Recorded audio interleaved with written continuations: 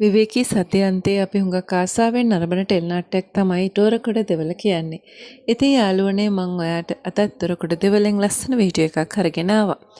වෙනදා වගේම ඔයා මගේ මේ වීඩියෝ එක බලලා ඒකට කැමති නම් ලයික් කරන්න, කමෙන්ට් කරන්න, තව යාළුවෙක්ට බලන්න ෂෙයා කරන්න අමතක කරන්නත් එපා.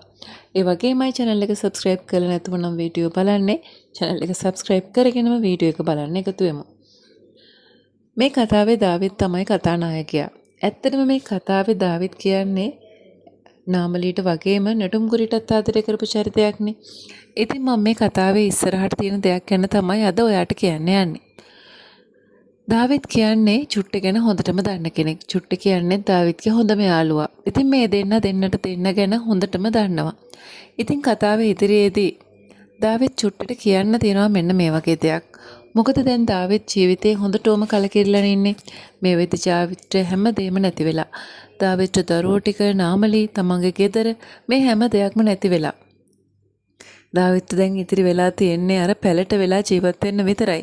ඉතින් ඔහොම කාලය ගත වෙද්දී දාවිත්ගේ තනි නොතනියට හිටපු එකම යාළුවා වුණු චුට්ටිට දාවිත් අනිවාර්යෙන් අඩගසාවේ. අඩගහලා තමන්ගේ ජීවිතේ වැරදිච්ච තැන්, තමන් වැඩිච්ච තැන් ගැන කතා බහ කරාවේ. මේ කතා බහ කරන අතරතුරේදී දාවිත් කියාවේ දාවිත්ගේ හිතේ නාමලී ගැන කොයිතරම් ලොකු ආදරයක් තියෙනවද කියලා. ඒ වගේම තමයි දාවිත් හදිස්සියේ මිය ගියොතින් නාමලීව අනිවාර්යයෙන්ම චුට්ටිට බලා ගන්න කියාවේ. මොකද දාවිත් දන්නවා චුට්ටි තරම් හොඳට නාමලීව බලා ගන්න වෙන කාටවත් බෑ කියලා. ඉතින් මේ කතාවේ ඉදිරියේදී අපිට අනිවාර්යයෙන්ම මේ වගේ කොටසක් බලා ගන්න පුළුවන් වේවි.